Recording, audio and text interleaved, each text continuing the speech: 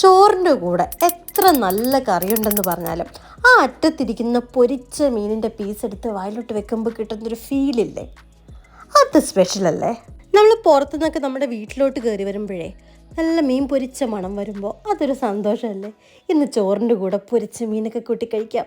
അതുപോലെ നമ്മളിങ്ങനെ ഉറങ്ങി എണീച്ച് ബെഡിൽ തന്നെ കിടക്കുമ്പോൾ അടുക്കളയിൽ ഇങ്ങനെ ഫിഷ് ഫ്രൈ ചെയ്യുന്നതിൻ്റെ സ്മെല്ല് കിട്ടുമ്പോൾ അത് നമുക്ക് പെട്ടെന്ന് അടുക്കളയിലോട്ട് പോവുക.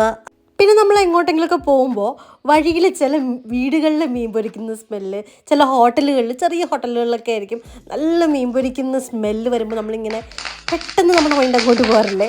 ട്രിവാൻഡ്രത്ത് താമസിക്കുന്നവരാണെങ്കിൽ നമ്മൾ വൈകുന്നേരം വിഴിഞ്ഞത്തേക്ക് ഫ്രണ്ട്സിൻ്റെ കൂടെയും ഫാമിലിയുടെ കൂടെയും പോയിരുന്ന ആ കട്ടൻ ചായയൊക്കെ കുടിച്ച് കൂടെ നല്ല ഫിഷ് ഫ്രൈയും കഴിക്കുന്ന ആ ഒരു ഫീല്, മിസ്സിങ് ഇറ്റ്. ചോറ് കഴിച്ചിട്ട് ലാസ്റ്റ് കഴിക്കാനായിട്ടൊരു ചെറിയ മീൻ പൊരിച്ച പീസ് മാറ്റി വയ്ക്കാറില്ല നമ്മൾ. ഒരു ഫിഷ് ഫ്രൈയിൽ എന്തോരം ഇമോഷൻസ്